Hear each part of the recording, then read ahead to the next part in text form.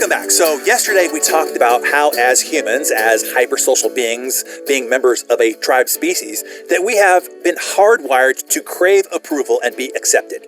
And how in the modern world, this primal compulsion is keeping you stuck and causing you to miss out on many opportunities to progress and live a sane, psychologically free and liberated life. Now, after discovering, maybe much to your surprise, just how hooked into approval you are, with that awareness and hopefully honest acknowledgement, now we can start to unhook you from this DPD, dependent personality disorder.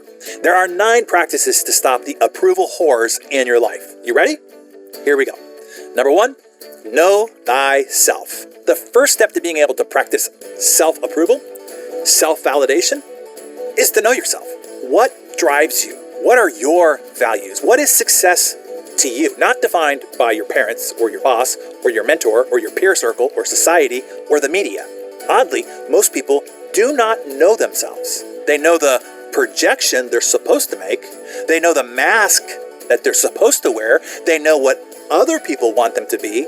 They have learned and then shaped their behavior around what gets approval by these people that they have been told their opinion matters.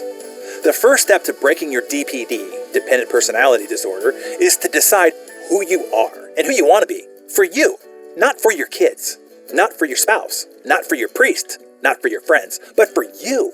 That, by the way, is how you become what your kids, spouse, priests, and friends need most from you. A healthy, self-assured, self-reliant you.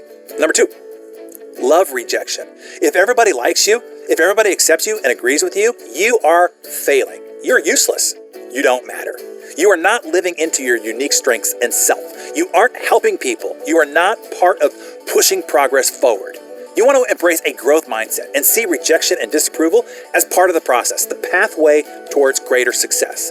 Each rejection is a stepping stone towards yes, towards success. Don't curse every stepping stone, and certainly don't stop. Just keep stepping forward.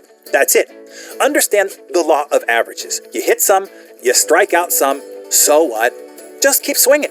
Some swings will get you on base, some will even make it over the fence. Step up to the plate enough, and you'll end up in the Hall of Fame. Number 3, speak your mind. Stop making a conscious effort to say what others want to hear. If you're always in agreement with the people around you, it makes you uninteresting, inconsequential, and even unnerving to be around. You see, I like people who say what they think, even if I don't agree with it. At least it's straightforward and honest. You know what they're thinking, you know where they stand. It's the diplomats, the politicians, the smoozers, the sweet talkers, and bootlickers that give me the willies. No one around me, sometimes to their chagrin, ever has to worry about or wonder what I'm thinking, because I will always be forthright and straightforward. No holds barred. Not unkind, but candid. We call it caring candidness. Number 4, say no more. Prioritize your priorities. Don't be at the other end of people's leashes. Only take phone calls, meetings, and respond to emails and texts around your schedule after your priorities are attended to. And if any request is not a hell yes, and something that you would love to do, then it's a no. Period. The end. No more cognitive debate. No more pros and cons evaluation. A simple, I am not available then, but thank you for thinking of me, is all you have to say. And you can save yourself hundreds of miserable, regretful, and otherwise wasted hours a year. Number 5, stand up for yourself. Speak up if you have an important contribution, and speak up if you're not being treated fairly. Don't tolerate disrespect. Protect your boundaries. Tell people clearly, confidently, and kindly what is unacceptable when dealing or working with you. You not only deserve that respect, but people will also respect you for standing up for it. Number 6, agree to disagree.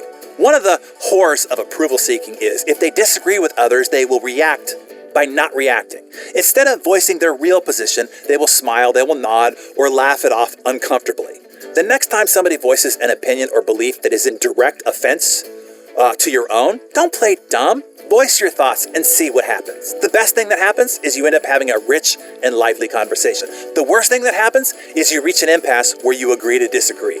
If you want to stop your approval-seeking behavior, understand that you're entitled to your own beliefs, thoughts, and opinions. Respect the rights of others to have their own opinion, and respect your own similar right. Number 7, Stop comparing yourself. Go back to number 1. Figure out who you are and only concern yourself with the man or woman in the mirror. Stop thumbing through social media. It's designed to make you anxious and needy. It's only triggering the worst of your weakness, but you are the one putting the needle in your arm or screen in front of your face. And it really comes down to these last 2. You ready? Have a no a-hole rule. Detach from invalidating people. You will mostly not have to worry or deal with all the points leading up to this one if you just do this one right here. I have a strict no a-holes rule for my life. I won't tolerate any intolerable people, not even for a minute. Not in my family, not in my peer circle, not in my business. Look, life is too short, and toxic people are too affecting to put up with it for any amount of time.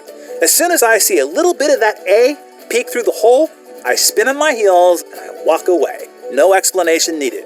If you're saying, but, I have to deal with this person or this other one, I say, A, evaluate all your life choices that led you up to the point where you say, I have to. As Jim Rohn would say, you're not a tree, leave. B, start making some new choices so that you can have more freedom of choices. My definition of success that you've probably heard before is doing what I want to do, how I want it done, and the other 2 points are with who I want to do it with and for who I want to do it for. I made the choice to design my life by working my face off, so I'm now able to make those choices. You can do the same, if not immediately, then eventually by making new and better choices starting now. And then finally, number 9, stop giving a buck. The great thing about getting older is you really stop giving a buck. Oh, I used to give a lot of bucks, especially in my 20s. Still too much in my 30s, a whole lot less in my 40s, but now in my 50s, I don't give a buck what you or anyone else thinks of what I do, think, or say. I can't even imagine how few bucks I will give when I finally get to my 60s, my 70s, and my 80s. Man, that is gonna be awesome. You ever see a man or a woman in their 70s, 80s, or even 90s? Man, oh mine, right? They don't give a buck. You might look at them oddly. You might even judge them harshly. Look at their hair, those shoes. Why would they wear that? Why would they drive that? Why don't they just do this or that? Because they don't give a buck. When we're done here, take a long look at those that you see in their late 70s, 80s, or 90s. That is what it looks like to be free. To be detached from the approval whores of the matrix. They no longer need you to approve of them. They know thyself and are secure in themselves. And here's the good news. You don't have to wait to get old to stop giving a buck. That is the big life-transforming lesson here in today's Darren Daily Mentor Session. You can unhook yourself from the approval whores of the matrix starting now. Just start exercising these 9 practices, and you will slowly but surely wean yourself off the constant and insatiable need to gain other people's approval. To break inertia and to help you focus on how to start from these 9 practices, which 3 stood out to you the most? Which 3 will be the most helpful in regaining your own autonomy? Write them down in your Darren Daily journal, all of the 9, and circle your top 3. Here they are again. Know thyself better. 2, love rejection. 3, speak your mind. 4, say no more. 5, stand up for yourself. 6, agree to disagree. 7, stop comparing yourself. 8, no a-hole rule. And 9, stop giving a buck. Pick your favorite 3 and tell us what they are in the comments below.